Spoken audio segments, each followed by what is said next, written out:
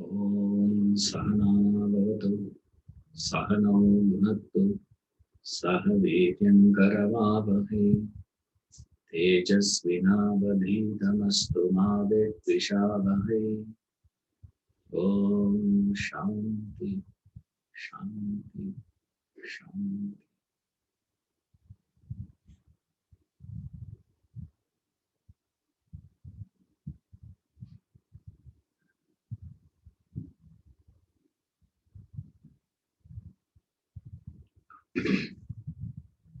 Hari Om.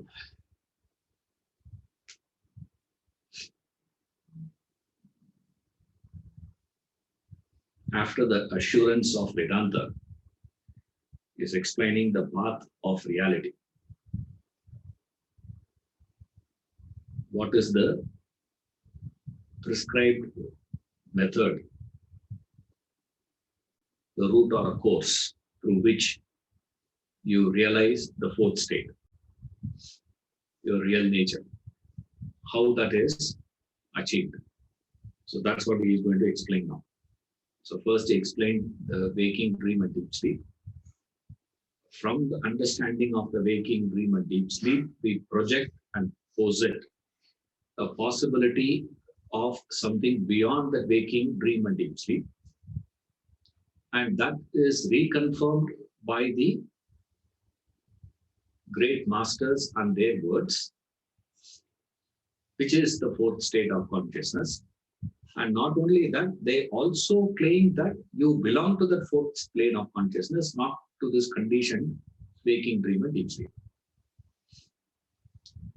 Then on what basis they are saying that is where we study the four means to gain knowledge.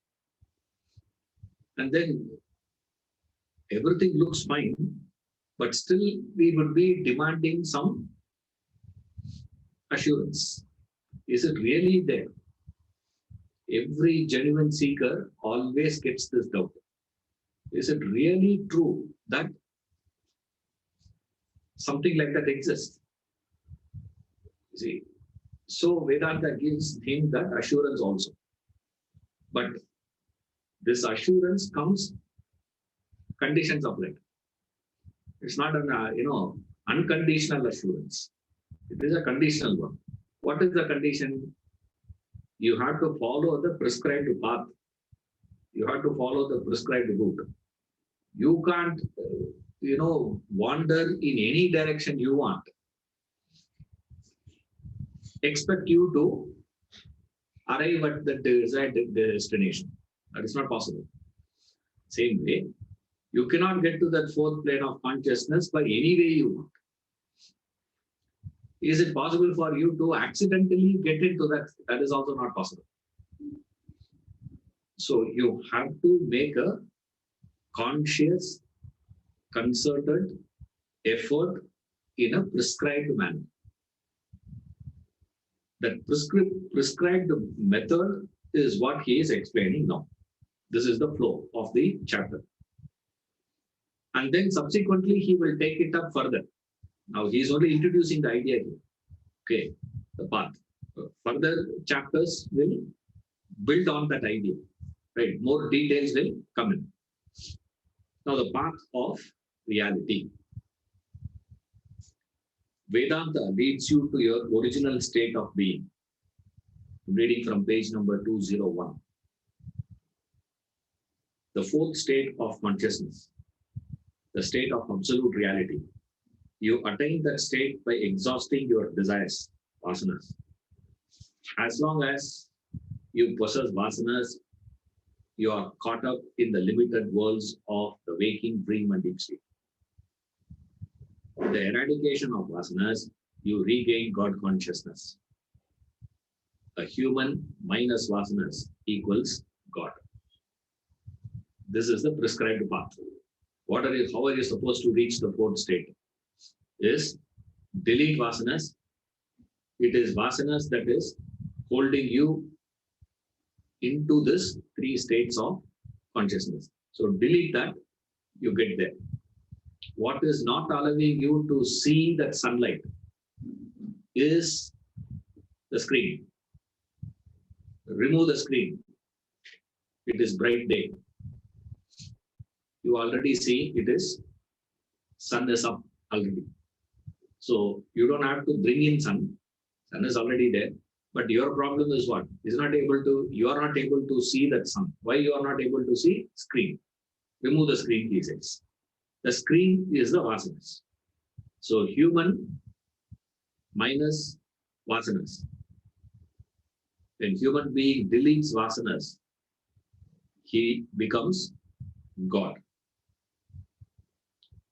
Vasanas manifests as, now he is explaining what is vasanas. Right, he has already explained it in the earlier chapter, exigency of action. We have studied this earlier there. Right, now here he is further reinstating what we have studied already.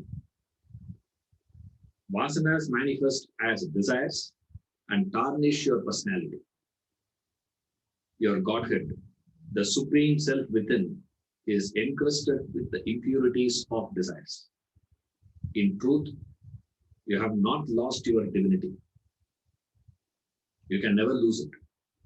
The divinity only remains covered by impurity, like a brass pot is tarnished when exposed to the outer atmosphere. The pot remains bright, brilliant, if preserved and polished. The difference between a saint and a sinner is the difference between the bright and tarnished pots. The surface of the tarnished pot is oxidized, which is the coating of impurity. It turns dark, black. The impurity, however, can be removed. The pot needs polishing. Apply any polishing material like brasso. Rub it all over the surface until the impurity is removed. Wipe it clean. Finish it with a polishing cloth. The pot regains its original lustre. Lustre is its inherent nature, not something obtained from elsewhere. The brasso has only removed the impurity. This is a very, very important point to remember. This example, the brasso is not bringing brilliance to the brass vessel.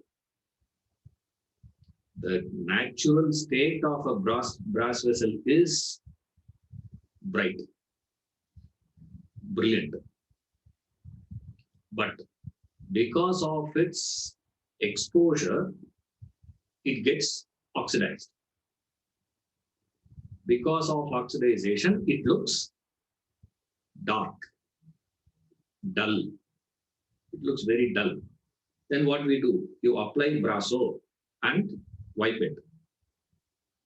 You can even apply, ash. You can apply this, tamarind. Each one can apply anything. It doesn't matter what you apply. There's something you need to apply. But when you apply those things, clean it, and then remove that brasso also.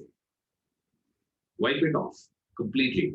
When you are wiping off that brasso also, along with it. Right. Then what you have to add? Then you bring in a fresh piece of cloth, polishing cloth, microfiber cloth, they say, no? You bring that and wipe it nicely now. Now when you wipe with that cloth, that brass vessel looks so bright. So one brass vessel which is so bright and brilliant, another brass vessel which is so dull and dark. What is the difference? From where that brilliance came in? What is the source of that brilliance? What is important is brilliance is the inherent nature. That lustre is inherent in it. The brass pot needs to be polished. Keep polishing, keep polishing, keep polishing. Everything needs polishing, isn't it? Even gold needs polishing, no, after some time, isn't it? The jewelry, you keep using that for a long period of time. Of course, brass gets tarnished quickly. Gold doesn't get tarnished so quickly. That's about it. But over a period of time, what happens? Exposure it is. So you expose this to a particular atmosphere, it reacts and it becomes like that. So what is the comparison here?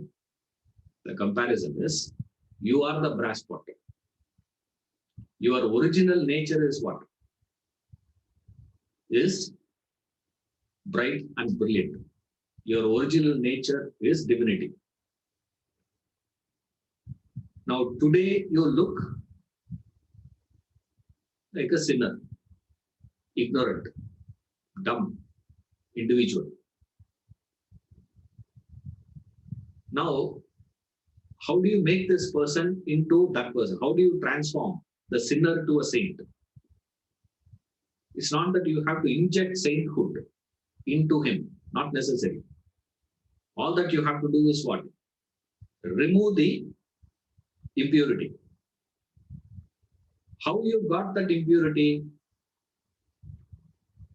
How you lost that original thing? Because of your exposure. Because the brass vessel got exposed to the atmosphere. Similarly, you got exposed to the world. That constant exposure to the world had tarnished your personality today. Then what you have to do? You have to work to remove it. Keep doing, keep doing, keep doing. Whatever you have to do. Now, that he is going to explain. Right? What is the brass? And what is this, what is that, and all he will explain. But what is essential in this paragraph is, you are not making you a saint. Your sainthood, divinity is your original nature. It's been covered. All the effort. So now all that what he is going to be explaining is all doing what? Is not bringing in divinity to you. It is only removing the dirt. So your effort is not to bring in divinity, because divinity cannot be brought in. You cannot bring in divinity into you. You cannot bring in infinity. In a very, very technical language, if you ask this question, people always ask this. Once you start growing, they will ask, how can you create infinity? Enlightenment cannot be created. You don't have to create it. You are already enlightened. But the problem is what? You know not that you are enlightened. Why you are not able to see that enlightenment? Because it is covered. What is covering it? Vasanas. How that vasana has got into it? Because of its exposure to the atmosphere. Similarly, your exposure to the world in a particular way. So what you have to do? You have to remove that dirt. Keep removing, keep removing, keep removing, keep removing. Keep on doing it. That luster is the inherent nature of your. Similarly, divinity is your inherent nature. That wrong exposure to the atmosphere, that luster got covered, enveloped. Now, through right exposure to the brasso, you are going to remove that covering. That's about it. The wrong exposure created that covering. The right exposure is going to remove the covering. That's about it. It's not going to be bringing in that luster, because luster is there already in it. You don't have to work for it. That's the catch in this point, because a lot of arguments will be there with people. So once you study Vedanta, will you become divine? No. You're not studying Vedanta to become divine. You're not practicing, devotion to become divine. You're not, practicing karma to become divine. No, divinity, the what? That's it. But the problem is what? The problem is that divinity is not manifesting itself. What is not allowing it to manifest itself? You are not able to recognize the divinity. What is it, sir? It's the covering. So this brasso technique, application of brasso and wiping it and cleaning it, all those things will do this. So wrong exposure and created that covering. The right exposure will remove the covering. Then inherent nature will manifest itself. That's about it. That's what he meant by saying man minus vasanas equals God. Man doesn't human. Okay. Don't say immediately. What about women? That's why he is putting it very, very diplomatically. Politically you have to be correct these days. Even in a private conversation, people are expecting to be politically correct. You see, it becomes so super sensitive these days for everything. So that's why he says, a human minus, vasanas. If you say man minus vasanas, immediately people will pounce. Oh, how dare you say that? All women's liberation will, people will attack. He says human minus vasanas equals this.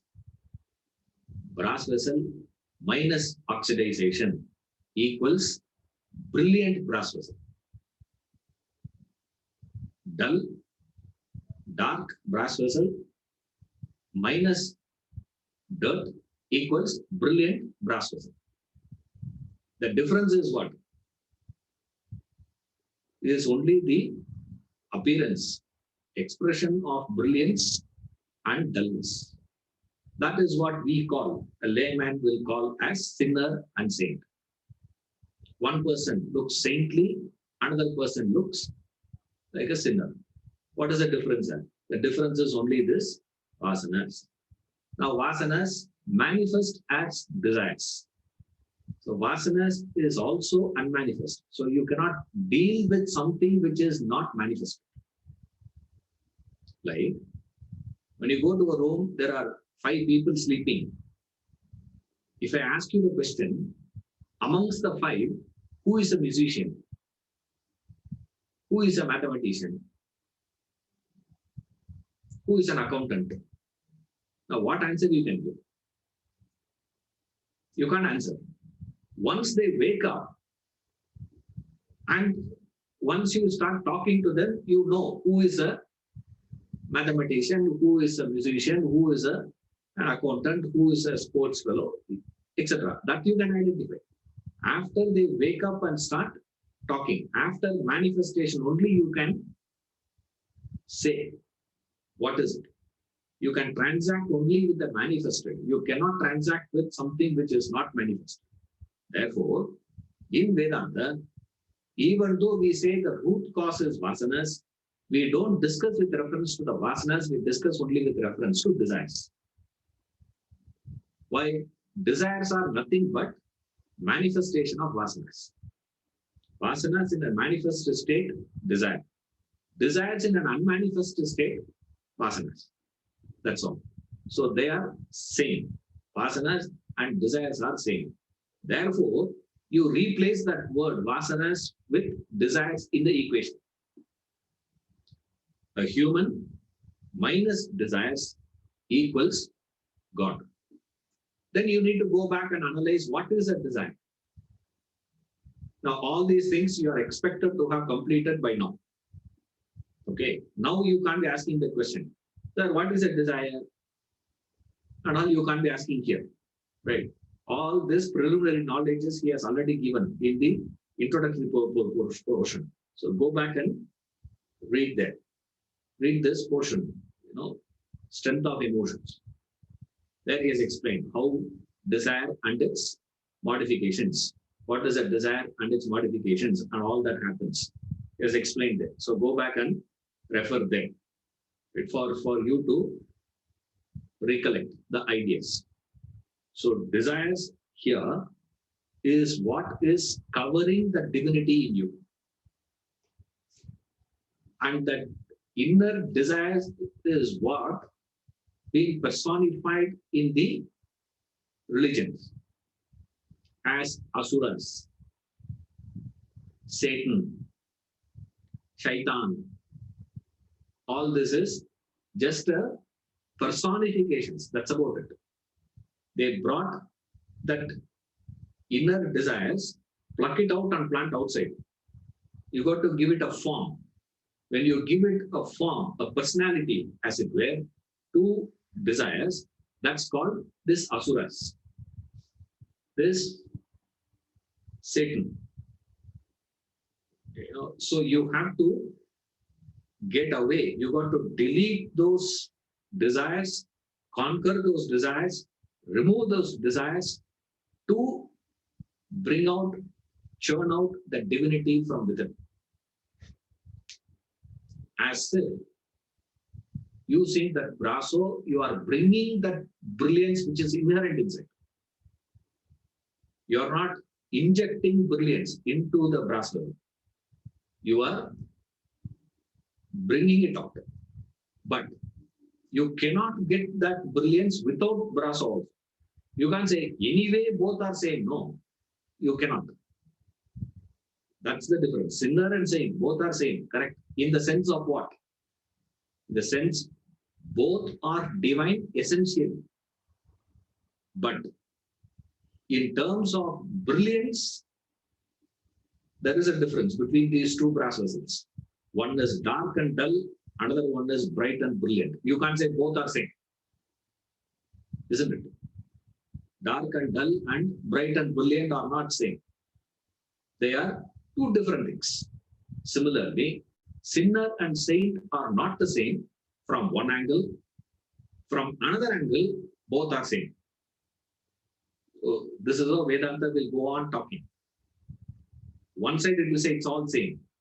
Other side will say they are not same. So people get really confused. The confusion is not just because it's an angle. That's about it. This is a different angle. That's a different angle. That's all.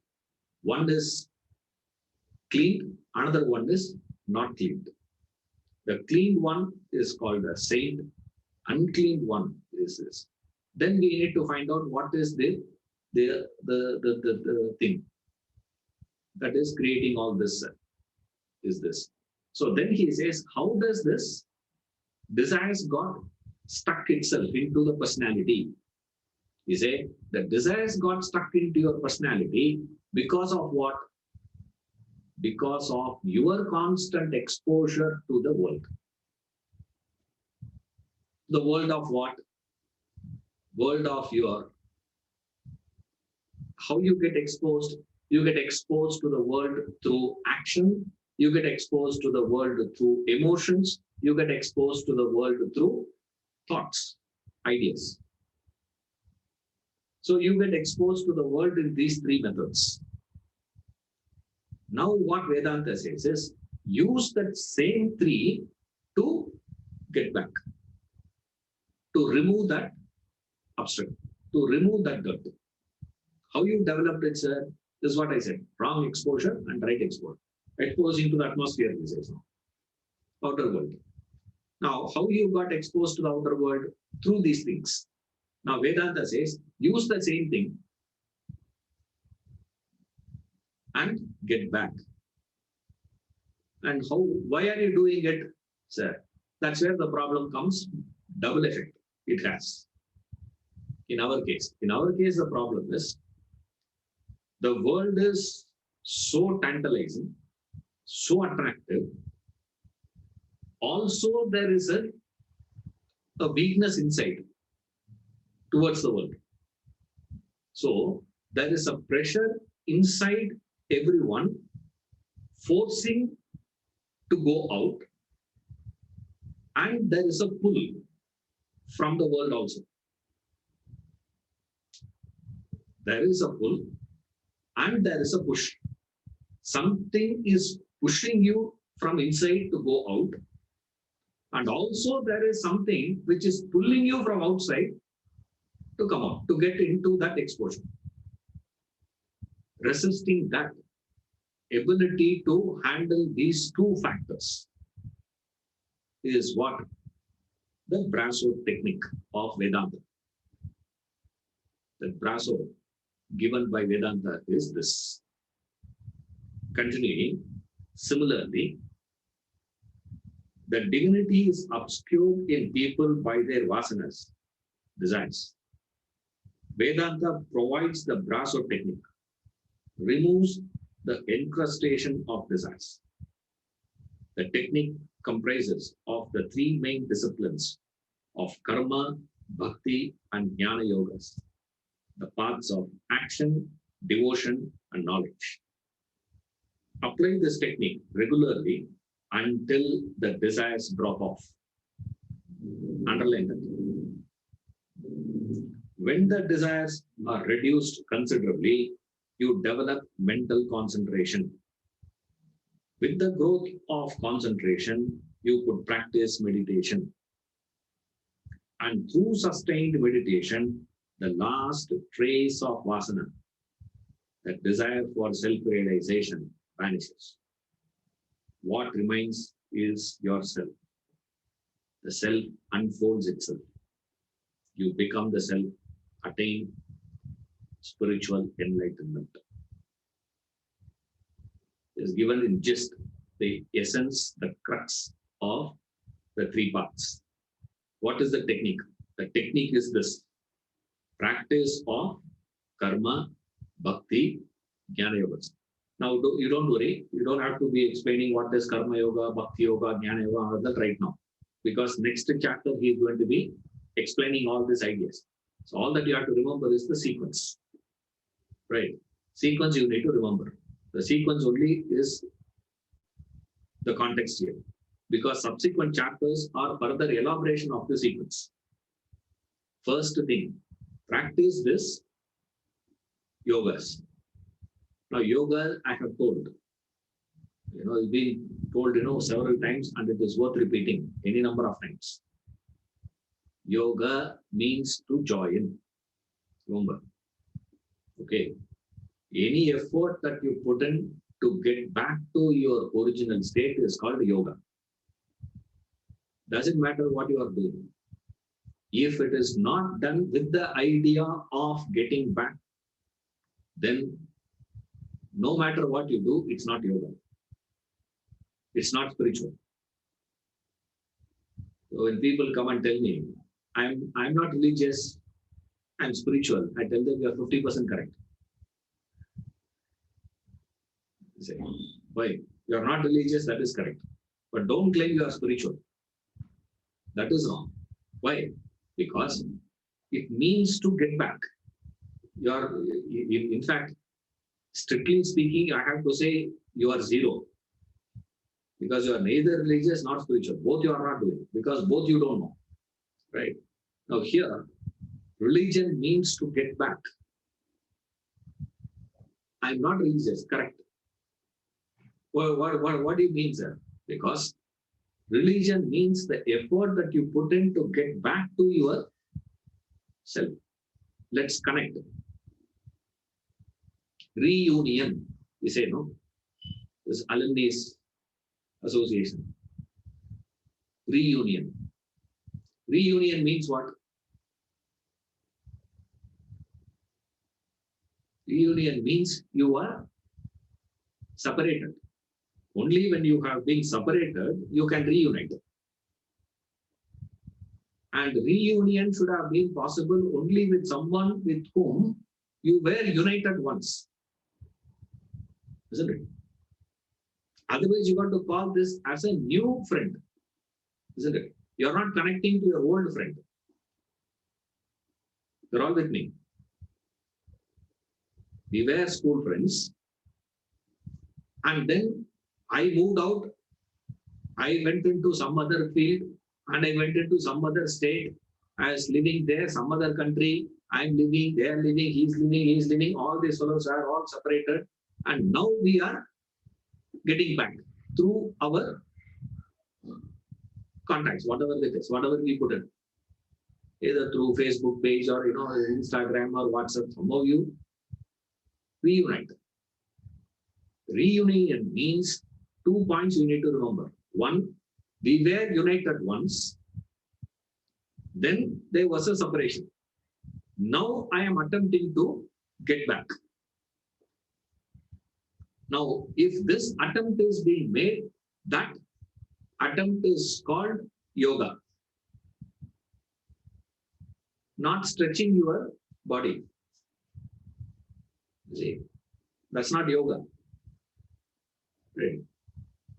Now, essentially, yoga, the word yoga here means this. So practicing karma yoga, practicing bhakti yoga, practicing jnana yoga, through these practices, what will happen? How long you have to do it, that also he gives. How long you have to use the quantum of brasso in that example, and how long you have to keep applying brasso, wiping, will depend upon how much the vessel has been oxidized. If it has not been cleaned for the last 5 years, you see, in houses, people will have this brass vessels. They use it only on special occasions. They put it on top, and then they'll take it out. 1 week before, they'll take it out. And when they take it out, it will look, so dark. Then what you have to do? Keep wiping, keep cleaning. Apply so much of pressure. Lot of brasso to be added, and then apply. When you start applying like that, you will start seeing all that dirt came out. You will see sort of brilliance. Then wash it off. Then wipe it with a clean cloth. This is the steps. Same steps is applied here also to remove your desires. First, apply this karma, bhakti, jnana. Whatever it is, whatever karma is, whatever bhakti is, whatever jnana is, we'll see that. As we go along, we'll see this. Apply this technique regularly until the desires drop off. Till your desires drop off, you have to practice these things. When the desires are considerably reduced, you develop mental concentration. When your desires were dropped, the mark of your spiritual growth. How do you know you are dropping your desires, your attachments, your involvement, etc.? How do you know that, sir? Your concentration capacity will increase. Now, when I say concentration capacity, don't take it as your understanding ability. That is a different thing. Concentration means holding the mind behind every action that you are performing, whatever the action is. If you are cooking, your mind is behind there, cooking. When you drive, your mind is there, driving. When you are talking, your mind is there, behind the action. You see, that is concentration. When you have that concentration, when you have developed that concentrative capacity, then what happens, sir, is the next one. Comes the next thing. Bring in the clean cloth and wipe it now. That is compared to this meditation here. Now, when that brass vessel is so dull and dark, you bring a white cloth and keep wiping, what will happen?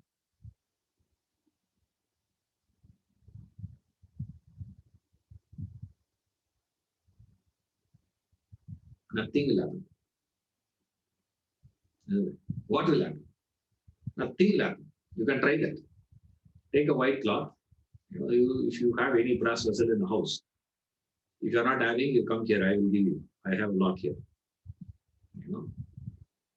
I call people. Say, we have to do some work for. I call them. Sometimes some of them get so over enthusiastic. They say, you have to practice karma yoga. Now, what are we supposed to do? I say, come here. I will give you a job. And they come here, and I give them some old things to clean. Now clean this, clean that. What is the cleaning? This is the cleaning. What you have to do after you have practiced karma bhakti jnanam, reached a mastery of concentration. After mastering concentration, you further distill that. Further concentration you practice when you are having concentration. A concentrated concentration, if at all you wanted to use a word. A distilled concentration, a single focused concentration is called meditation. And through meditation, what happens? Even that fiber, a little fine brasso that's stuck here and there, that also taken out. A fine desire. What is the most refined desire you can have? The last traces of desire that you can afford to have is the desire for self-realization. Now, in the starting point itself, if you say that I'm going to drop the desire for self-realization, forget it. See, that's what people started doing nowadays. They say, even for, it's all, tricks of the mind. That's about it. Appearing to be, so logical. Sir, you're asking us to develop a desire for realization. Isn't it desire for realization is also a desire? They say, first try to develop that desire, then talk about it, whether it is a desire or not. Right. This is also a desire only. No. With this desire, how will it help? Therefore, I'm not going to have a desire for self-realization. I don't want to be this. I want to be that. Then don't apply a brasso itself. Bring in a white cloth, keep applying. You can try. You can go on trying. Nothing will happen. And the most interesting thing is, when you bring in a white cloth, clean cloth, and wipe that dark one, the white cloth will get dirty. But brilliance will never be regained. You can try this. That's why this example is beautiful one. Classic example. Yes. This brasso and brass vessel.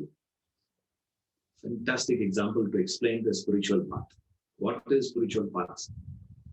You need to go through that steps. What is to be done first needs to be done first. What is to be done second has to be done second. What is to be done third has to be done third. Now you can't be interchanging it. You see, you can't say first let me go to Krishnagiri and then Hosur, and then that is not possible. Even if you have to go to Krishnagiri, you have to go via Hosur only. You see, and then come back to Krishnagiri. From Vellore, I come back to Hosur, and then I go there, and then I go there. Man, you will get chakkar only. You will never reach. This is the mistake people are making. So he says the mark. Suppose if you claim that you are being spiritual, you are being practicing spiritual path, what is the test? This is what he says. Superb, criteria he gives. He says, you develop mental concentration. When your desires reduce considerably, you develop mental concentration. So what is obstructing your concentration? Why you are not able to concentrate is the presence of desires. Only in the absence of desires you can have mental concentration. Now don't worry, we are going to analyze all this in detail, right? Concentration and all, we'll be analyzing it later. When we go there, I'll explain. Right now, you guys have to remember the sequence. Vasanas, desires is the obstacle. I have to remove the desires. To remove the desires, I have to practice karma bhakti jnanam. After practicing karma bhakti jnanam, I will develop concentration. After developing concentration, I practice meditation. Through meditation, I remove even the last traces of desires. then self unfolds itself. This is the thing. Now, the above three disciplines are seen reflected in William Wordsworth's famous poem. He says, now why he's bringing this is, Vedanta is universal philosophy. It doesn't belong to any region. It doesn't belong to any religion. It doesn't belong to any country. It doesn't belong to any language. This era, that era, there is no such thing. It's universal. Sanatana Dharma, we call it as. You see, it is universal in its application. And he says, reads this poem, very, very popular poem, The Daffodils. The poem which I read for the first time in my life, full. English poetry. This is the first poem I have studied ever in my life. Because Swamiji was taking that in the class there. When I had visited the academy, he was doing that in the class. So that's where I got really impressed. Oh my God, English has all that, is it? Otherwise, I have never read. I remember there is one thing, read this poetry in English in college. We had Brooks. There's a poem we had. Only the title I remember. Other than that, I don't remember anything there. The Brooks. Yeah. But otherwise, I don't have any idea. This is the first poem. Very interesting, for me at least. The Daffodils. There's other poetries, I just, presented to you people, in the screen share. This I don't want to do it. This I thought, I will read myself. It's very interesting for me to read. It was my first poetry. I wandered lonely as a cloud that floats on high o'er vales and hills. Then all at once I saw a crowd, a host of golden daffodils. Beside the lake, beneath the trees, fluttering and dancing in the breeze. Continuous as the stars that shine and twinkle on the Milky Way, they stretched a never-ending line along the margin of the bay. 10,000 saw I at a glance, tossing their heads in sprinkly dance. The waves beside them danced, but they outdid the sparkling wave with glee. A poet could not but be engaged in such a jocund company. I gazed and gazed, but little thought what wealth the show to me had brought. For oft when on my couch I lie, in vacant or in pensive mood, they flash upon that inward eye, which is the bliss of solitude. And then my heart with pleasure fills and dances with the daffodils. William Wordsworth. I believe he wrote this poetry twice. But now the interpretation. Now remember, we don't know whether William Wordsworth meant all these things. But intuitively, this is the beauty of the poets. Kavi, we say, no? This Kavis, their statements all valued by us. Why it is valued is, temporarily these Kavis, they suspend their personality in a particular state. These people, these poets, get into a state where they had suspended their personality temporarily and merge in the total. And from that experience of the total, from that abstract state, they come down again to the planes. So all of us live in a plane, right? We all live in planes only. These Kavis, these poets, this artistic people get a temporary access to the heights. Depending upon how high they go is the caliber of that poet. That's where extraordinary poets are there, like Wordsworth, Milton. They go into that abstraction. Their abstraction is so deep. Now, other poets also there. I've also attempted writing poetry. You go into that, I said abstraction doesn't come. You see, like Ram Tirtha's works, if you read, I've given that, books of Ram Tirtha to a few people. I've recommended. Woods of God Realization. Book I recommend. And I recommend all of you also. Get hold of those books and keep it in your house. Don't read. As I know you will not read. Suppose at least I'm trying the other way around. By saying don't read, there's a chance a few people read it. Even those who read that also, I ask them, how many of you read that poetry? In between lectures, he will go into raptures. Ramatirtha. His lectures are, an outpour of that divine. It is every word there is something happens actually. Every sentence of Ramatirtha. Whenever you feel low, doesn't matter. Any page of Ramatirtha you take and read.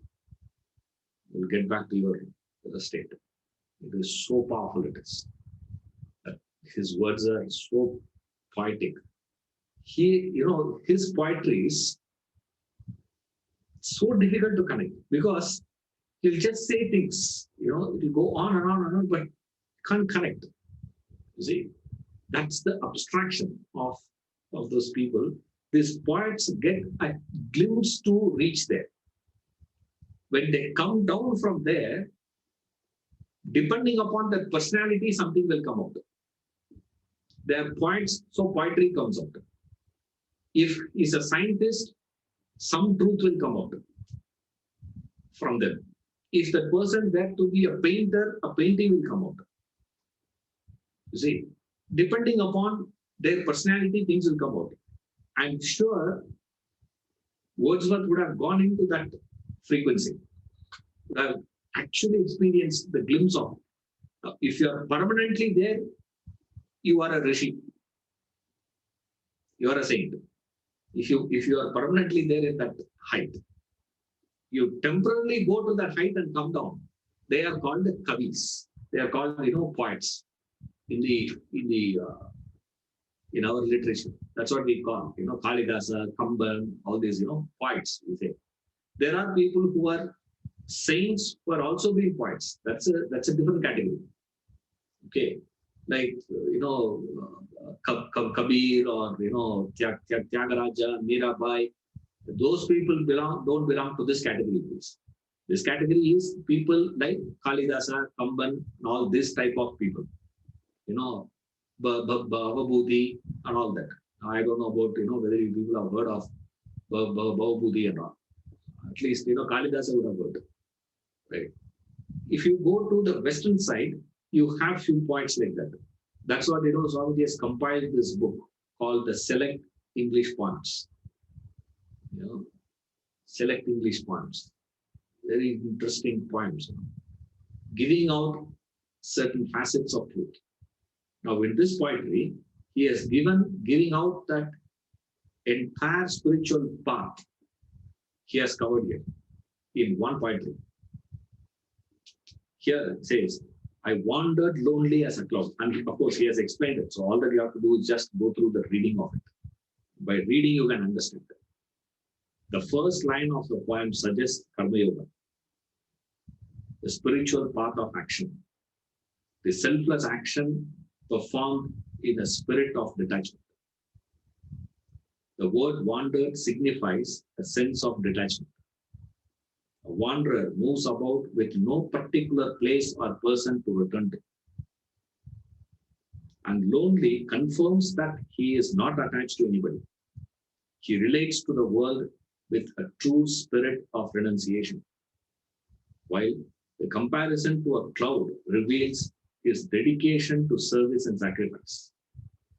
A cloud symbolizes the extremity of service and sacrifice.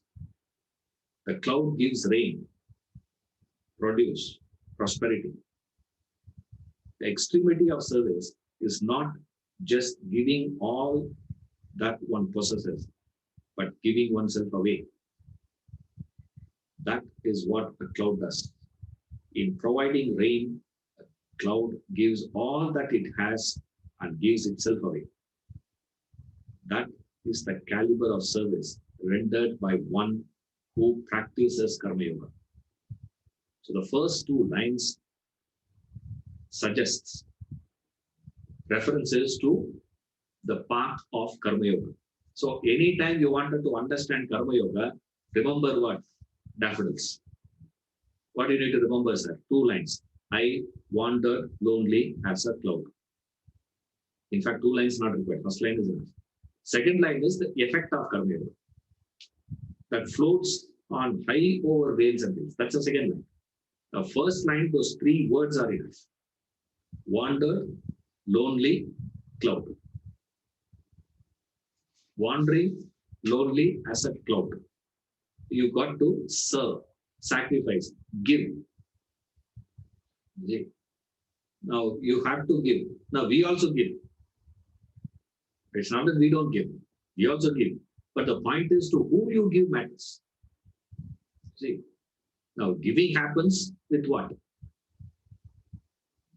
With a chosen few. Who do we choose to give? Like one fellow was taking big pride that, has given all his property to a trust. He said, I transferred everything to a trust. Trust position. All that. I asked him, what trust? He said, family trust. Yeah. And he is thinking now he has become a sannyasi, he says. I'm living a life of sannyasi. Now what type of sannyasi? You transfer everything to family trust. It doesn't make any difference. See? In fact, that shows how pathetic the family is. That this man is not trusting his own wife. He's not trusting his own family people will take care of his future generation. Therefore, he says what? I'm going to transfer everything to them so that nobody can claim. Then after digging out, I understood there is a fight between husband and wife. Anytime they can go for filing for divorce. If she goes for filing for divorce, look at the cunningness.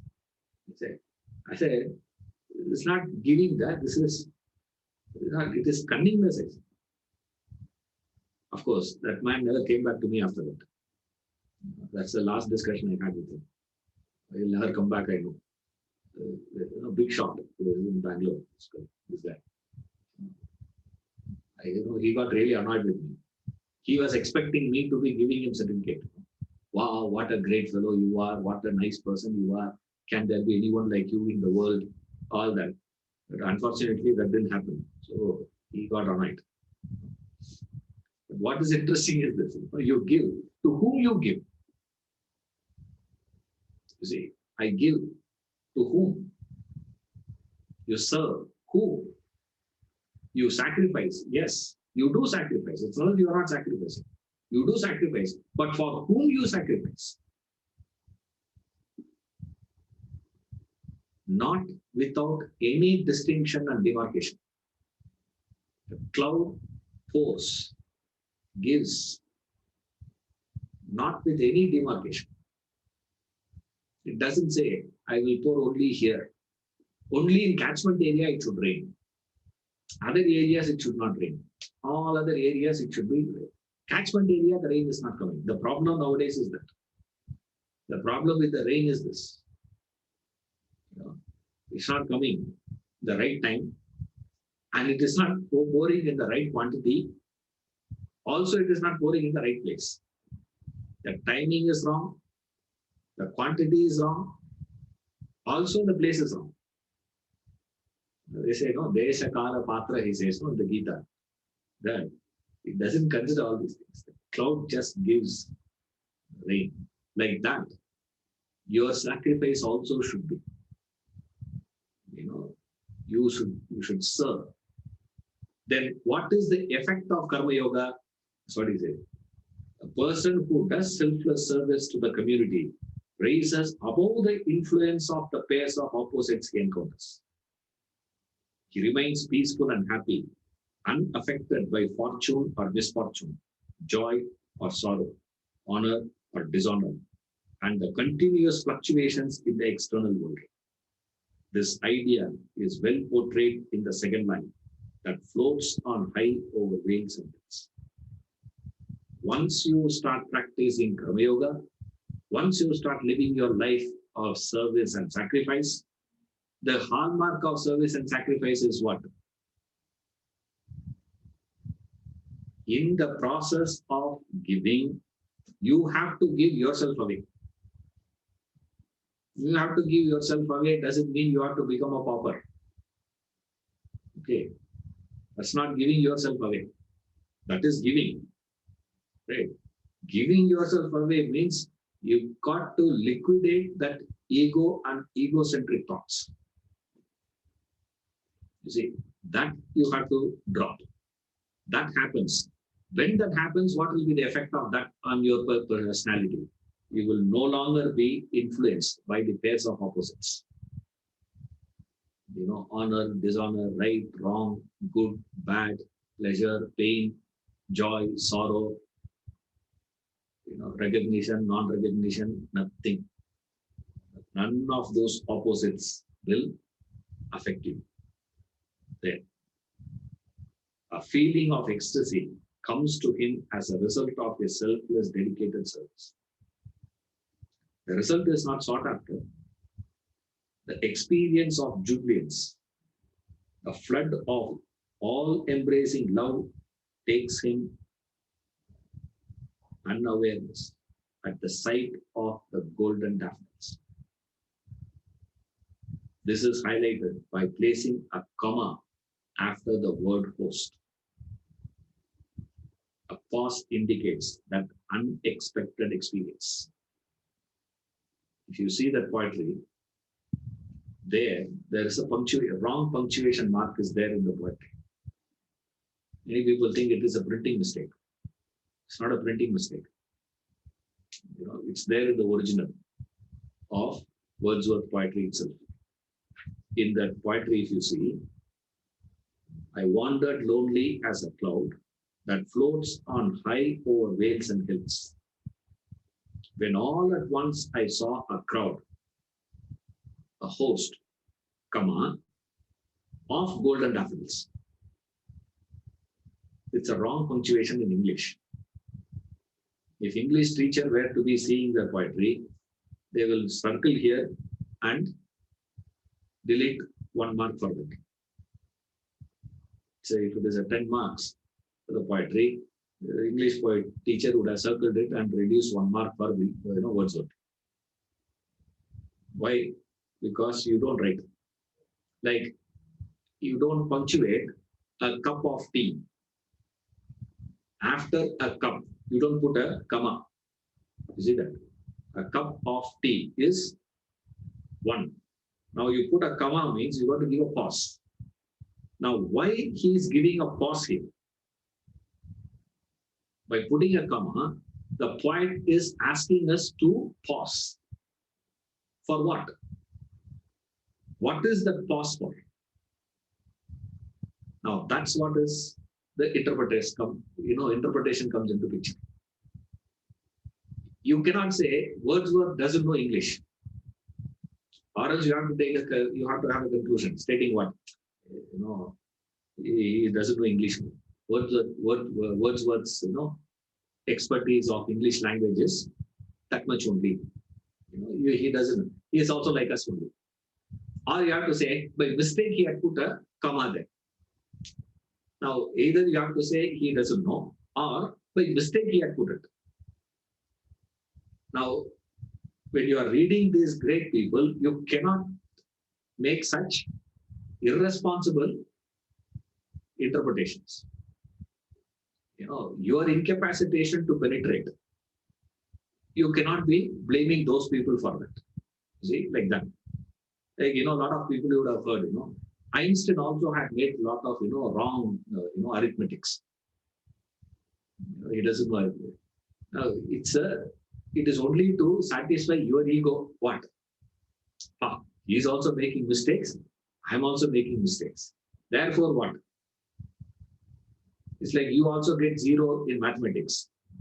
And there is a theorem, there is a idea floats around that once even Ramanujan was given 0 marks by his school teacher. So he also got 0. I also got 0. Therefore what? You can't be so irresponsibilities. You got to pause and think. That is why we need an interpreter to read this great literature. We need interpreters. If you're not having a proper interpreter, you will make a mess of that. Actually, they'll make a mess of the whole thing. That's why who interprets? That interpreter has to be coming from the author towards the reader. The reader is attempting to reach to the mind of the author through the text, isn't it? But when the author was authoring, when he was writing, he has already conceived that. He's just presenting. So what he has inside, he is bringing it out. So if I have to go to him, by reading the text, we are able to understand what is there in the mind of the author. So the interpreter, when he reads this poetry, they have to go from inside that author and identify what he is intending to say and then come out. Very difficult to do. That's why everyone cannot interpret. Everyone cannot be, allowed. Now, there's no rules. Anybody can write. Nowadays, you can start one blog post. More you blabber, more the following you will get. That's all. Half the things, there's no authenticity for it because there is no proof we have. Lot of false informations are floating around. Why? Because there is no checking. Now, who is going to be validating that it is correct? Who's saying is important? See, like that. When you are interpreting, be careful. A host is because when you go through this practice of Karma Yoga, suddenly something will happen. When you are floating so high, you're beyond the levels of pleasure, pain, joy, sorrow, honor, dishonor, all these things. When you're not living in this plane, you're living at a different plane. When you are living at a different plane, at a higher level of existence, when you float there for a period of time, suddenly an unexpected experience comes about. A happening. Suddenly something will happen inside you. That happening, that unexpected state, unexpected experience is what he is referring by that comma. What is that unexpected experience he is narrating? The subsequent lines describe that exuberance, his intoxication of pure love for nature. He remains enraptured by the objects and beings of the world. That universal feeling of oneness specifies the path of devotion, bhakti. Now, by this practice of karma, and you live for a period of time in that state, what happens there? Sudden gush of identification comes. Through these things, what is the case? That's what the narration is. The rest of the poetry's narration is only that. Karma, selfless action, and bhakti, devotion purifies the mind. When the mind is pure, the intellect is poised to reflect and contemplate upon the higher truths of life. Underline this also. Hence, he gazed and gazed. With that, the poet deftly introduces the third discipline of Jnana Yoga, the path of knowledge. Now, what happens is, you practice karma and bhakti, your personality, universal feeling of love is experienced.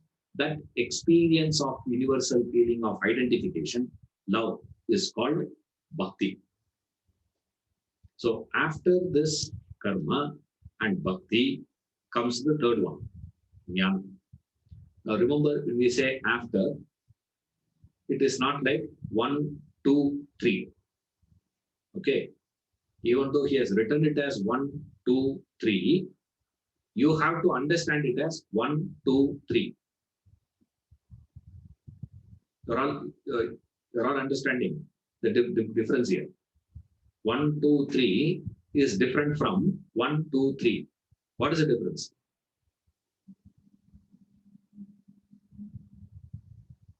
One is horizontal, one is vertical. The poet will write it vertical only. There's no option. Now, don't say, first I have to practice karma yoga, then I have to practice bhakti yoga, then I have to practice jnana. Not in that sense, please. Here it has to be understood as 1, 2, 3. This is how you have to understand. Don't understand 1, 2, 3. Now, a lot of people have taken it as 1, 2, 3. That's why more we will see in the next chapter when we go there. Okay. Now, right now, remember this. It just flashed for me. So I'm just referring it right, now itself. Now, this selfless action and bhakti purifies the mind, and the pure mind you are able to engage. Your intellect is able to engage in the study and reflection, contemplation on the higher truths of life. Now, the job of your intellect is to do this. Now, today, the job of the intellect is been fighting with the mind. Now, what is the intellect doing now? It is doing only fighting. Either it is fighting with someone outside, or you come to yourself, you keep fighting. Now, why that fighting is, the mind is not experiencing that love. When your mind is experiencing that universal love, what will happen? Pure.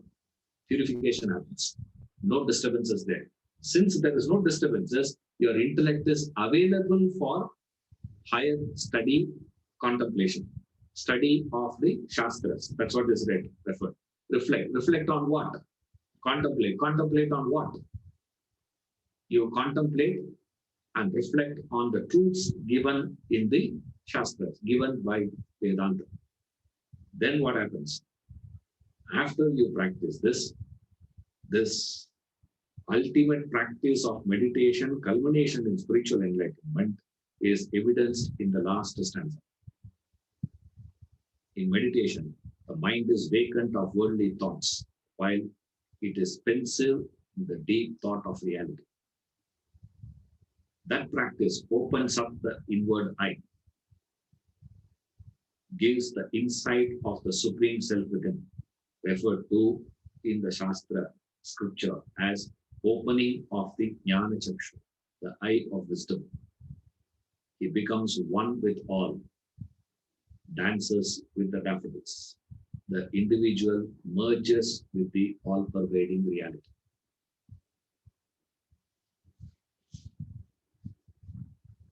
Now read the poetry once and close the class.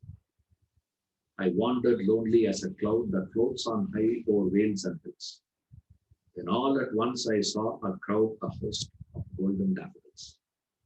Beside the lake, beneath the trees, fluttering and dancing in the breeze, continuous as the stars that shine and twinkle on the Milky Way, they stretched in never-ending line along the margin of the bay. 10,000 saw I at a glance, tossing their heads in sprinkly dance. The waves beside them danced, but they outdid the sparkling waves in view. A poet could not but be gay in such a jocund company. I gazed and gazed, but little thought what will the show to me had brought. For oft when on my couch I lie, in vacant or in pensive mood, they flash upon the inward eye, which is the bliss of solitude. And then my heart with pleasure fills and dances with the daffodils. William Wordsworth.